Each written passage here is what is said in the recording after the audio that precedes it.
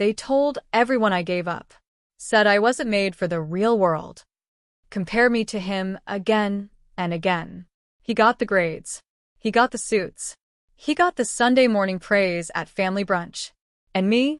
They whispered when I walked into the room, like I was the shadow trailing behind someone else's spotlight. But no one knew the whole story. No one saw the nights I didn't sleep, the tears I swallowed, the words I never defended myself with. They rewrote my story before I had the pen. But the truth? It wasn't failure. It was something bigger, just not visible yet. My name's Nathan Collins, I'm 28 years old, and I live in Cincinnati, Ohio. And this is how I went from being the family disappointment to the name they can't stop mentioning. Growing up in Dayton, just outside Cincinnati, there were two expectations in my family. You succeed. And you succeed visibly. That meant valedictorian speeches, Ivy League dreams, and a LinkedIn profile worth bragging about at Christmas. My older brother, David, made that look effortless. Top of his class. Internship at a Wall Street firm by sophomore year. Engagement to a pediatric surgeon named Kelsey before he turned 27. I was the creative one, which in my family was code for off track. I started college as a pre-med major, just like David. But I hated blood, hated hospitals. Worse, I hated the gnawing feeling in my chest that this life wasn't mine. Freshman year, I switched to English Lit. My mom's face froze the day I told her. She blinked, nodded, and said, "Oh, well, maybe you'll teach." My dad didn't say anything for days. Then one night over dinner he muttered, "Your brother just got offered a research assistantship at Columbia." No one said it directly, but they didn't need to. David was the standard. I was the deviation. By the time I graduated, the silence had thickened. I couldn't find a job. Moved back in with my parents. Applied to 27 internships. Got 27 rejections. At one point, Aunt Meredith leaned over to me at Thanksgiving and said, softly, "Still figuring things out, huh? Don't worry. Every family has one." One what? The lost one? The disappointment? They called it a rough patch. I called it erasure. I took a part-time job at a coffee shop downtown, Rusty Bean. Wasn't glamorous, but it got me out of the house. Still, every conversation circled back to David. David's firm is sending him to Singapore. David and Kelsey bought a condo in Boston. David's keynote was phenomenal. You should have heard the applause. Sometimes I wondered if they even remembered I lived there too. It felt like I'd disappeared from their narrative. Until I stopped trying to be in it. I started writing at night, just small things. Notebooks. Blog drafts. Half-finished essays no one read. I didn't even tell my parents.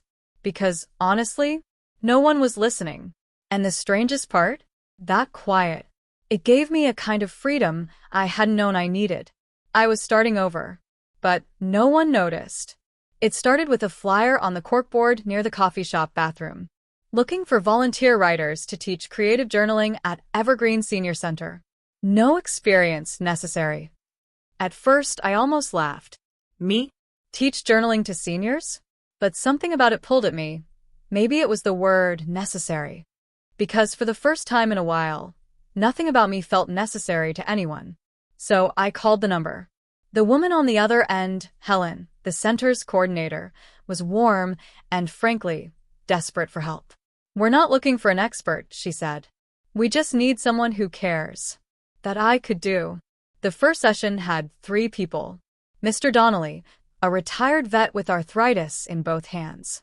Gladys, who brought her Pomeranian in a stroller. And June, quiet, pale, probably in her 80s.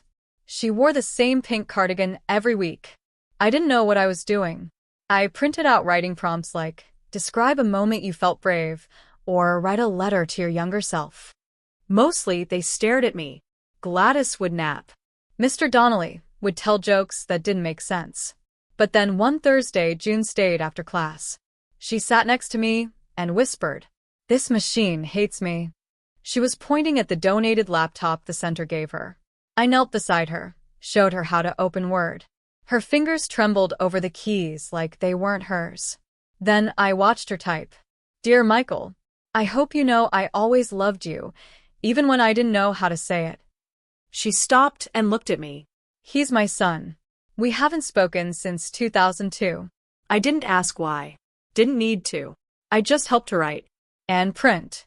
And fold the paper carefully into an envelope she'd kept in her purse for over a decade. She mailed it that same afternoon. 2 weeks later, she came back crying with a photo of her new great-grandson. Michael had called. Said he read every word. You brought my baby into my living room, she said, holding my hand like it was gold. That night, I walked home differently. Not taller. Just real. I started documenting the stories. Built a small blog, Quiet Hours. Posted once a week. Nothing flashy. But people started reading.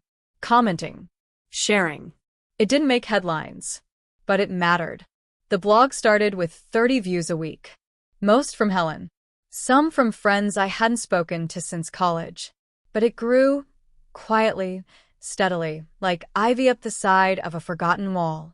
By spring, I was running weekly workshops at 3 senior centers across Portland. Monday, Evergreen. Wednesday, Willow Pines. Friday, Eastview Terrace. I had volunteers now. Jason, a tech guy from Seattle who just moved in after a divorce. Melissa, a retired high school teacher who missed the noise of a room full of pens. And me, still figuring it out as I went. We started collecting letters. Scanned them. Posted stories. With consent. Soon, Quiet Hours wasn't just a blog. It became a digital archive of handwritten humanity. Then a reporter from the local NPR station did a piece on us. A small Portland initiative helping seniors reconnect with family through storytelling. That's when things exploded. Suddenly, emails poured in. Can we bring this to Miami? My dad hasn't written in years. Can you help? I want to volunteer. How do I start? We went from 3 centers to 19 in 6 months. I hired a tiny team, paid out of the small donations and local grants. We offered a PDF starter kit. How to run a story circle in your town. Over 5,000 downloads in the first 2 weeks. By year's end, 41 senior centers using the program across 12 states. 7,200 handwritten letters archived. Average email open rate, 83%. Monthly blog visitors, 22,000. A TEDx invitation waiting in my inbox. It was real, measured, impactful. But you wouldn't know it if you came to Thanksgiving at my mom's. Dinner was always the same. Mashed potatoes. Candied carrots. Turkey none of us liked. And the same comments. Your cousin David just made partner at his firm. Rachel's designing for Nike now. You should see her portfolio. And then, and how's your little project? Still doing those journal things? I smiled. Every time. Even when it stung. Once my uncle asked, teaching old folks to click buttons? Real noble work. He laughed. My mother didn't correct him. She just passed the cranberry sauce. Another time, at a family birthday, my brother's girlfriend asked what I did. When I explained, she nodded politely, then said, "Oh, I thought you were a writer or something." I was. But I didn't argue, because part of me had accepted this. You can build something sacred, but if it doesn't look like power, they won't see it. I kept going. Every Monday morning, I opened letters. Typed stories from people who thought the world had forgotten them. Mrs. Raines, who wrote to her late husband every week like he was still reading. Bernie, who dictated a letter to his grandson, starting with, "I never knew how to say sorry until now." Every single week, I showed up. Built. Created. Watched strangers thank me. Watched family forget me. I wasn't chasing recognition, but some part of me still hoped for it. It was a Tuesday. Rain slicked the sidewalks, and I was early for a panel at the Portland Community Hall, a local nonprofits meetup. I wasn't speaking, just listening. Wearing my usual gray hoodie, hair tied up, coffee in hand, looking like I barely belonged. At the coffee table, I met a woman named Amy Carter. Corporate shirt, glasses slightly fogged, clearly not used to public events like this. She asked me what I did. I gave my usual soft answer. I run a small nonprofit. We archive letters from seniors. She smiled politely. But then she said, that sounds familiar. Wait, do you know quiet hours? I blinked. I run it. Her coffee nearly spilled. You're kidding. And then her voice cracked a little. She looked around, took a step closer, and said, my dad, he's in a center in Eugene. He wrote a letter to my brother through your program. I just nodded, quietly, letting her speak. They hadn't spoken in 8 years, ever since my brother came out. But something happened with that letter. It broke the ice. Last month they hugged. She bit her lip, fighting tears. I just wanted to thank whoever started that program. I didn't know it was you. And right there, in the middle of a hallway that smelled like coffee and bad fluorescent lights, everything slowed. I said, that means more than you know. She looked at me again, then laughed nervously. You're really the founder? I nodded. It's just me, and a couple people helping now. But yes, it started with one letter. And then, she said something I'll never forget. My dad framed that letter. It's on his nightstand. We stood there for a while. No clapping, no spotlight. Just two people, surrounded by strangers, connected by something soft and invisible. It wasn't a magazine cover. It wasn't a LinkedIn endorsement. It was real. When I walked into that event, I was still the one with the journal thing. When I left, I was the reason a father found his son again. Not because I bragged. Not because I begged. But because the truth walked in by itself and refused to stay quiet. A few weeks later, I got a letter. Not from a donor. Not from a user. From my mom. Just one sentence, written in her soft, slanted handwriting. I read the article your aunt forwarded. I didn't know it had grown so much. You always had this in you. I didn't frame it. I didn't even reply. I just folded it once, clean and careful, and placed it inside the front cover of my journal. A week after that, my older brother, Michael, called me. Out of nowhere. No hello. No lead up. Just. So, that girl, Amy Carter, her dad's story was in my Twitter feed this morning. Your program is behind that. I kept my voice level.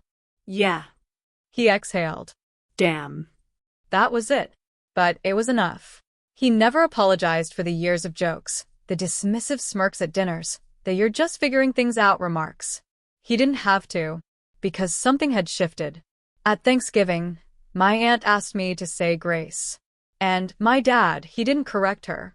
My cousin pulled me aside and said, my roommate's mom is writing letters now. She didn't know it was your site. And I smiled. Just a little. Not out of pride. Out of peace. That's what it felt like, finally, not proving, not performing, just being. And being enough. I kept working. Kept growing. But something inside me no longer waited for the well done from the old voices. Because I'd rewritten the story they once tried to finish too early. And this time, it was mine. If you've ever been compared to a sibling, a neighbor, a friend, if you've ever been reduced to the one who didn't become anything special, this story was for you. If your wins are quiet, your work unseen, and your dreams whispered in notebooks instead of shouted from rooftops, I see you. Maybe your success doesn't look like theirs. Maybe your timeline is slower. Maybe you're still in the rebuilding, still in the silence. But hear me when I say this. They might not clap now. They might not even ask. But one day, someone will tell your story back to you, without knowing it's yours. And in that moment, without having to correct or explain, you'll know. You mattered. You were seen. And your quiet was never weakness. It was just waiting for its own kind of thunder. So, wherever you're watching from, tell me. Tell me your moment. The thing that made you feel invisible. And the one time you realized you never were. This is a space for the slow burn. For the second acts. For the late bloomers. Thank you for listening. I'll be back with more real stories of truth, healing, and quiet victories. Until then, you're not alone. Not even close.